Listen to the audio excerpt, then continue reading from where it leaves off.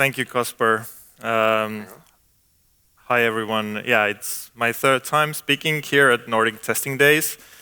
This year, I took a personal goal to also try and speak internationally, not just in my hometown. So yeah, I've already done that. I gave a similar presentation a couple of weeks ago back in Istanbul, and I have at least one more lined up. So today, I wanted to talk to you about a problem I've had. So those who are not sleeping, raise of hands who's ever written a UI test in their life. Okay. And raise of hands who's tried to find problems from images, like doing a visual test, so to say. Okay. I've seen a lot of hands already, so you're going to be probably also sharing me the frustration I've had. So I know for actually Kaspar, who introduced me, he used to have a startup called BrowserByte, and he was actually working on the exact problem that I'm talking about, of trying to find problems from images. So yeah, here we go. I'm Risko. I'm a principal QA engineer at Rush Street Interactive. Been in the testing scene for 20 years. Some of my hobbies include backcountry hiking, so it's a picture of me this winter around minus 22 degrees Celsius, so I hike every season. And yeah, recently been studying some Japanese with my son and tinkering with AI. So today's agenda is first going to cover a bit about traditional UI assertions, then the newer concept of trying to use LLMs to help us find problems from pictures, and a couple of advanced analysis techniques. And those who bear with me until the end are going to also get some access to a tool or a library I built and a few concepts of tools that I'm working on that are in progress.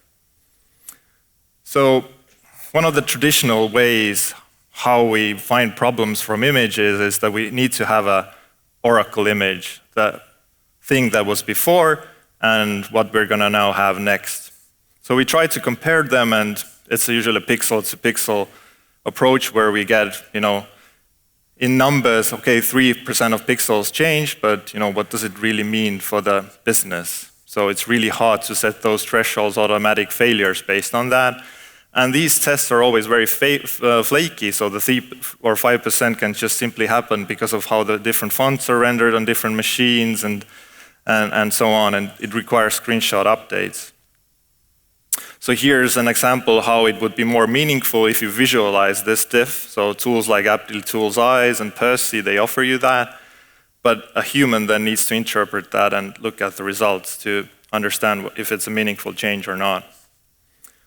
So the other approach is the UI test that we write, they're going to check if some elements are present on pages. And actually, a lot of the times when we write these checks, the element can be returned by the browser's API that, hey, this is visible, but for a real human being, it might not be really visible. It's a big problem. And the Add to Cart button, for example, is covered here by an overlay, or this text here, it's clipped by an this overflows across the page. And a funny thing is, if developers use the opacity property of CSS, then a browser's API would tell us that, yeah, this element is visible, it's displayed, but a real human wouldn't see it. So there are all these problems that we can get into. And one of the things I like to call the giant panda problem is when you have written all these different assertions and checks for your website or a mobile app, but next version, a giant panda appears on the screen. So your full suit is going to pass, but you're going to be oblivious that something bad happened if you're just going to rely on that automated test results passing in your CI. So now the concept of using now LLMs and multimodal capabilities of LLMs enables us to try the following approach. So you can take just a single screenshot that you have. You don't need a reference image. It's helpful if you have it, but you don't need it. So you can just pass in a screenshot with some prompt to the model, and then ask it to do a check. Hey, please find me all the bugs that are present here. Do I have all the correct elements that I want and no errors, and so on. And then you can get back a report. So here, the nice people from Source Labs have set up a demo website that has a lot of bugs. So here we can see that there's a backpack you can buy, but it's actually an image of a dog. Here's a sweatshirt, or like a sweater that says it's a t-shirt, and so on, and many other bugs on this website. So I'm going to use this as an example how the LLM can help us to find these issues. So basically, I heard that like a lot of people were enjoying and celebrating yesterday in the PowerPoint karaoke where something JSON was screamed. I wasn't present there, but there's a lot of JSON here, so don't worry about it. So the concept and the idea is that you're going to define your prompt, a task, and you can specify severity levels, that what you consider a critical issue, a major issue, or minor issue. And then you're going to force the output of the LLM to a JSON schema. So why it's helpful, it enables you to later structure these results, build tools from the output, and so on. So instead of just plain English that you could read, the English is structured with other attributes like critical issue, markers, and confidence, and so on, that the LLMs can give you. And this is an example output of how it would look like if the model would find problems. So here we can see that the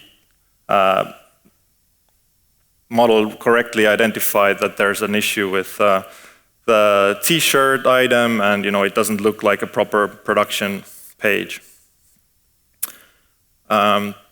So additionally, models like Gemini 3 Flash support also tool calls and code execution, and this enables you to also prompt that the output image would be annotated. So you can ask it to, hey, list me all the bugs that you can find, maybe all the critical bugs or major bugs, but also show me where they are. And it's not pixel perfect, but it's pretty good. So I suggest you to try that out. Of course, you could build your own post-processing solution as well, but it's nice if you can reach that from some of the models now. So in summary, the traditional and the LLM-based approach has some of the pros and cons and trade-offs. So instead of just looking at and getting a report of pixel differences, you can get English semantic UI issues reported to you. And you can control the amount of false positives by, specifying in your prompt that this is what I care about more, ignore this.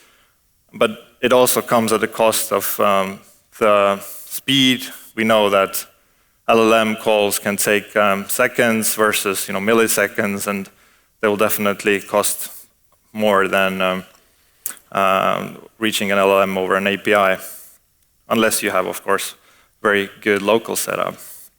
And yeah, what's most important is the traditional approaches are deterministic versus with LLMs. We all know the consequences of non-determinism, and now we need to just deal with this and find ways how to overcome this limitation. But yeah, they're not really mutually exclusive, these approaches, so you can actually use them together. So here's a list of some of the models that right now exist that have multi-model reasoning capabilities, and they also support a thinking effort parameter, as we know. So what this does and controls is how much time it takes for the model to come up with the result, and you're going to also pay a bit more money to get a more accurate result. So you're just going to have to experiment in your context, in your data with this. And one of my favorites among these is Gemini 3 Flash because of the following characteristics. So Gemini Flash isn't listed on this graph, but it's kind of up there amongst the best.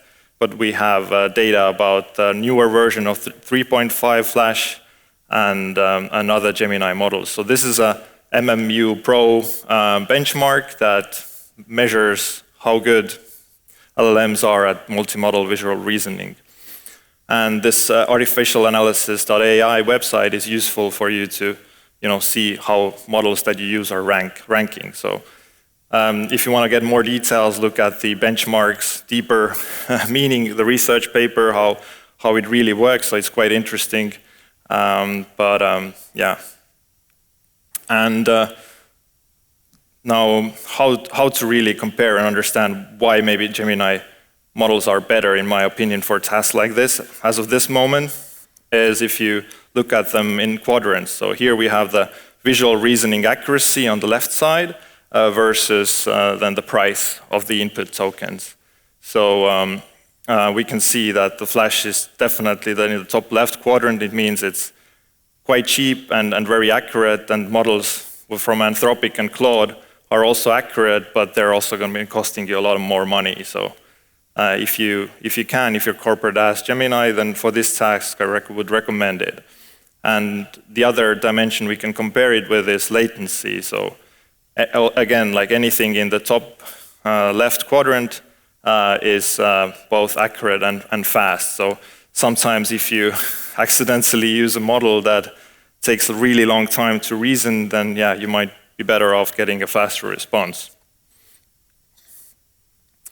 So we discussed and talked about how to find duplicates, like the non-determinism problem of LLMs.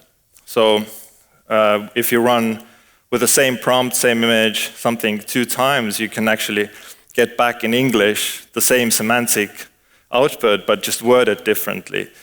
And one of the ways you can overcome this is using embedding models to create an embedding, like a numeric representation of these words and sentences, and compare them with math, and just avoid duplicates and just understand how similar actually these things are. And you can then flag off, hey, this is actually the same issue, just word it differently.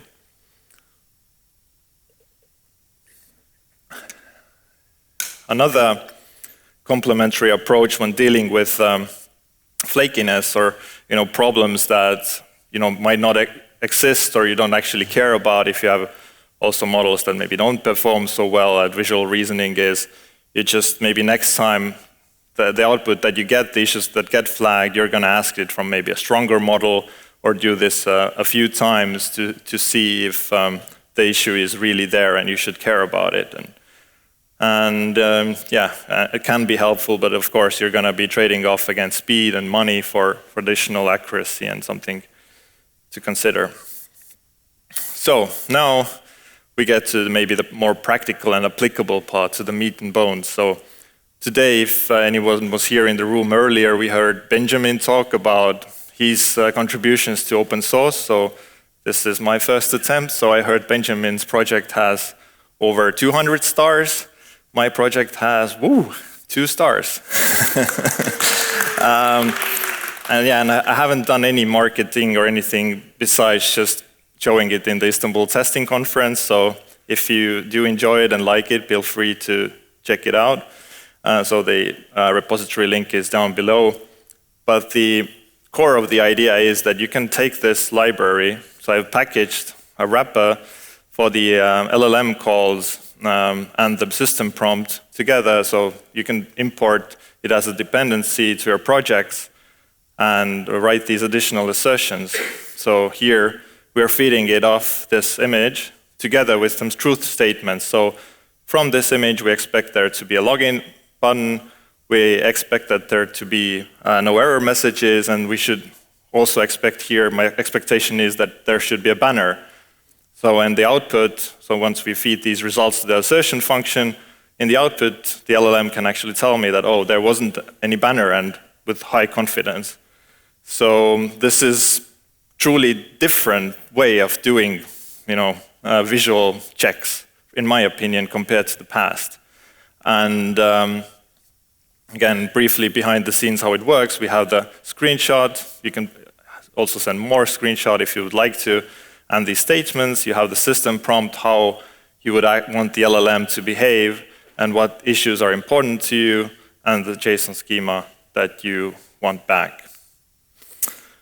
Other use cases for this include, again, the traditional function. So the compare function would take the screenshot you had before and the screenshot you have now, and the system prompt would be slightly different behind the scenes for this function. And again, you can get back a result and check that, hey, the LLM assisted you and found a problem that login button went missing, and you can later check from the test report if what went wrong. When developing this, I also faced a use case where one of my coworkers said that the LLM, is fine, but I have problems of really selecting the element that I want to, verify, and taking the screenshot at the right time, because sometimes, something gets displayed only for a few seconds, and then you get the stale element reference when it's gone.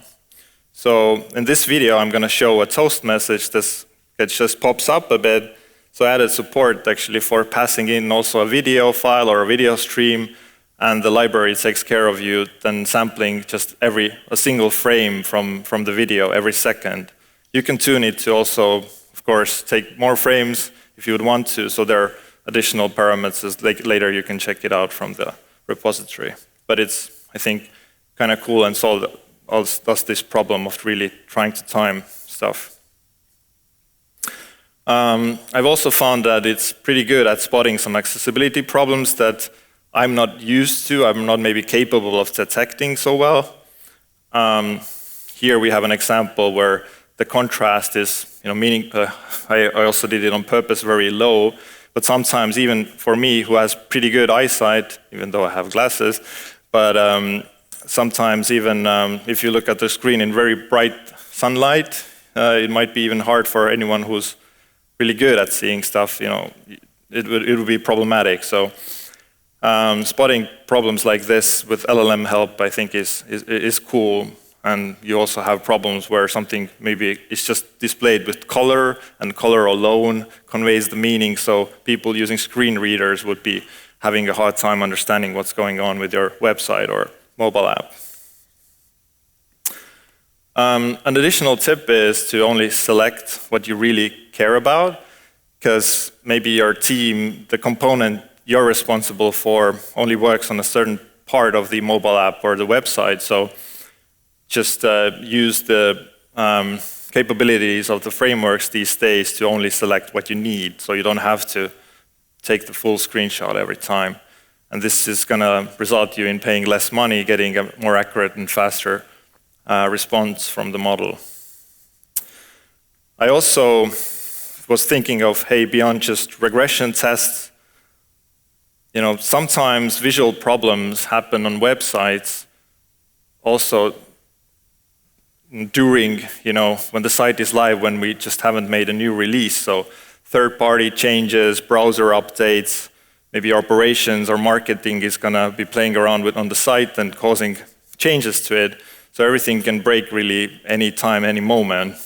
So I thought this approach would be really useful to set up monitoring for your websites and navigating through all the pages that you have. So I built this sort of a low-code, no-code tool for me to have projects, tests, and test suites and capabilities of expressing these tests and then ignoring some of those issues that I already know or care about or sending to the issue tracker. So here's how it looks like. So we're trying to go to the Nordic Testing Days website and trying to go to the partners page and seeing if it's working okay from visual perspective, how almost like as a human perceive it, but more just based on the training data of the large language models and how similar it is from what it has seen before. And here, we go to the partner's website and then the results would be back. So it found 2 problems, and one of these problems is that actually the partner logos are shifted. So the bronze partners you don't actually see. So maybe that's what you get from being a bronze partner, but But yeah, I found it to be useful. And another approach I was thinking about is, like, what if you don't deal with automation, but you still want to, maybe sometimes get very fast feedback if you're testing something. So with mobile apps, when you take a screenshot or record a video, then you always have to use AirDrop or maybe use Slack or email or somehow get the image first to your machine and then send it to the LLM or write a bug report. So here what I did is I built a mobile app on my phone and used its screenshot, this shortcut functionality and the accessibility features of phones. So what will happen now in this video is I'm gonna just do 3 taps on the back of my phone, which triggers the shortcut, and the shortcut takes a screenshot and prompts me to speak. And this voice then gets transcribed and sent as a task to the LLM. And later, I can go back now to my app to look at the issues and choose to maybe send it to Jira or some issue tracker that I have. So I think it could be quite unique and quite interesting how, as testers, we would be getting faster, bug reports and maybe already with also LLM interpretation of what's visually wrong. So yeah, I haven't yet published that to the App Store, but hopefully I have time soon to do that. Right. So as key takeaways, I do think this approach is quite unique, getting these visual feedbacks in plain English or any other language that you speak or use. Multiple providers have different strengths and weaknesses. Of course, always consider if you are allowed to send this data to the big LLM provider or not, and use what your corporate setting allows you to use. Try to think about the non-determinism and the issues that come with it, and maybe use some of the tips that I offered to overcome these limitations. And yeah, just integrate. You can just try to use the library that I've built, or maybe just use the concept and vibe code a library yourself. It's not that hard. And I really encourage you to just build tools and not be afraid, because I'm not also a software developer every day. I mostly still have a QA background. Of course, I've done lots of automation, but writing this low-code, no-code tool, full-blown thing, just is possible for everyone. So tools and coding, it's more like a commodity these days. And yeah, here I thank you, and happy to take any questions.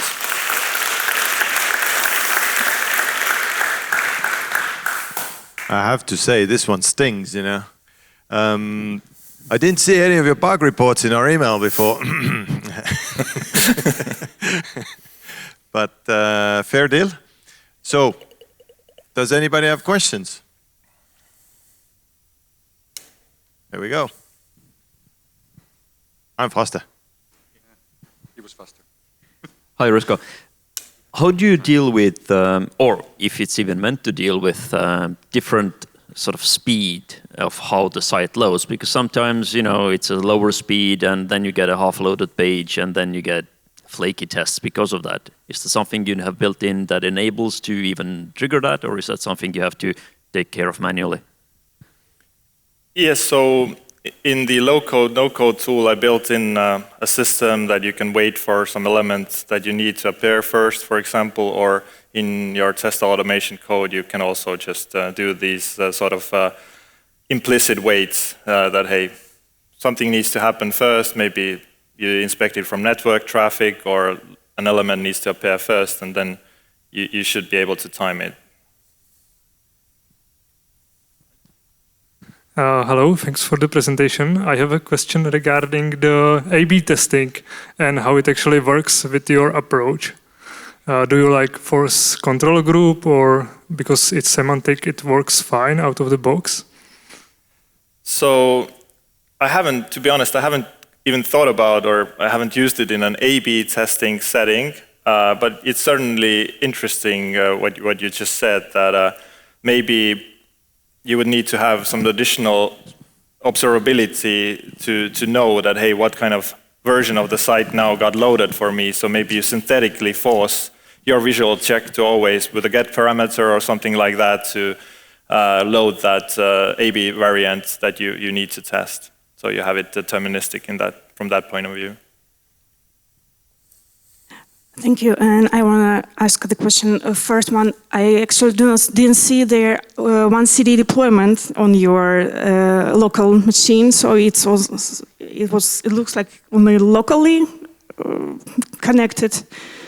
How will you run it every day?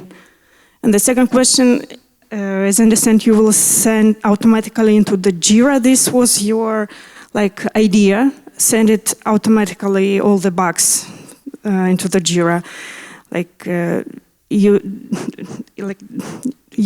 You are not afraid of that nobody will read these Jira spam tickets?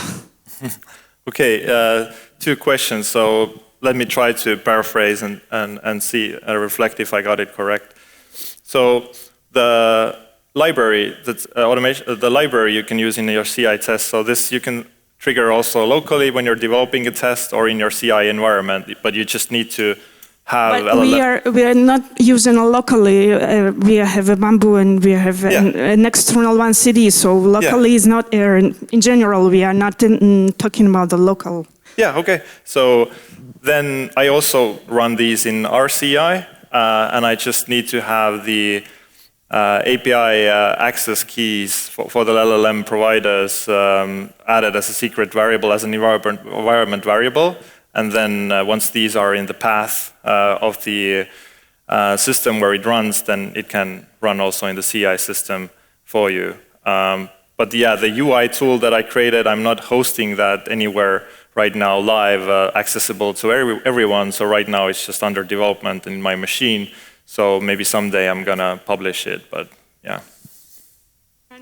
And second question, I mean, it's of course the original idea was to just make it easier for someone to write and create that Jira or whatever bug tracking issue. So it's up to the team's processes to make sure how it gets assigned, and it goes from there. So it's beyond the scope of this tool, I would say.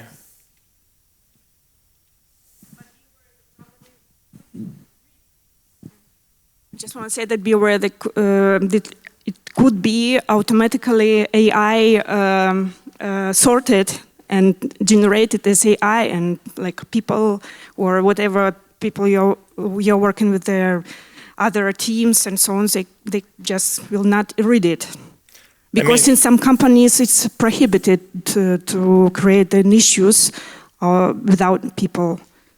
Yeah, I mean, originally how I imagined it would be that even a human would need to press a button to create that ticket. So they first maybe review it manually.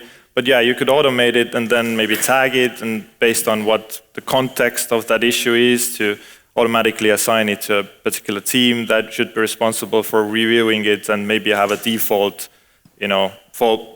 fallback also that, hey, someone needs to look at where it got reported, and have a process where people review the issues that got sent. So, come on, Risko, you need to think bigger. Automatically create the issue, vibe coding agent picks it up, vibe codes a fix, deploys it to live. Here we go. Yeah. Everything solved. You don't need any humans. Yeah, but start small, add the robots later, yeah. And then downsize. Yeah. And then the regrets will come. Christian? Kaspar? Anybody else but Christian? No.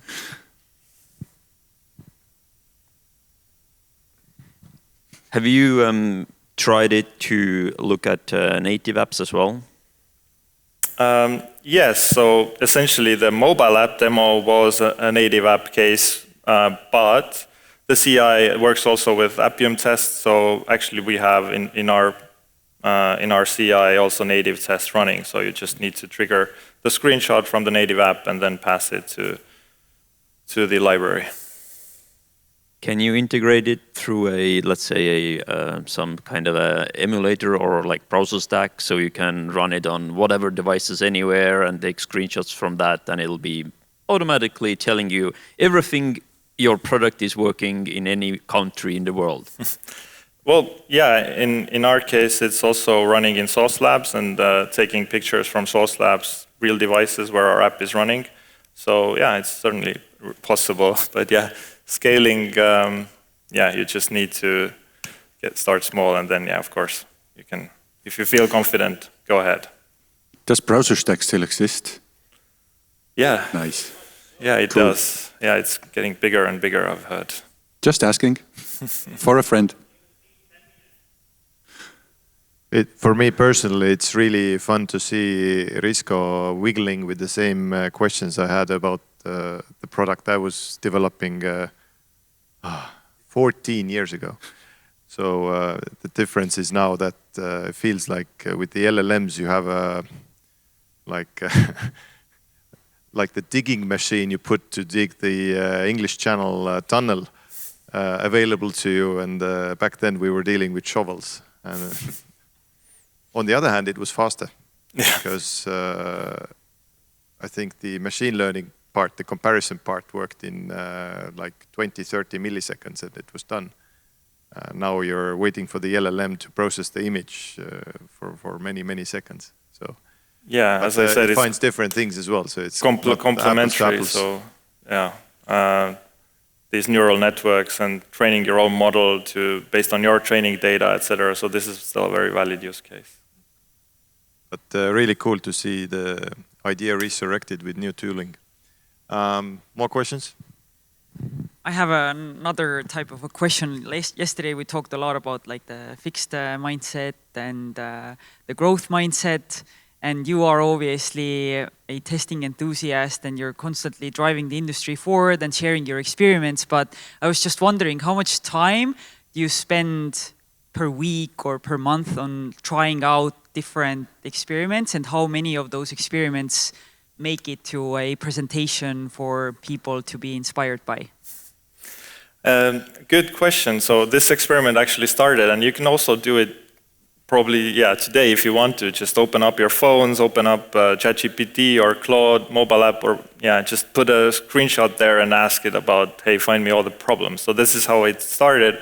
And then I just thought about how do I make it more useful in day-to-day practice. Doesn't take that much time, but I do have to confess that sometimes I work with 2 laptops.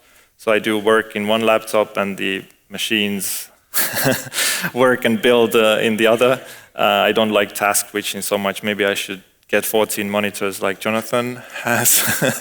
But yeah, I do have some ideas and experiments already lined up for future talks. So it's always happy to share with and actually get more ideas and feedback. Risko, did I hear you right that you're turning into a developer now? Well, I feel like I'm still the orchestrator, you know. So, but yeah, I've also actually been a developer for developing backend services and things like that. So, So now the new fancy name is that you're an orchestrator. Yeah. Overseer or conductor. Or, Okay. Who? Any more questions? Well, in that case, please give a big round of applause to Risko. Thank you.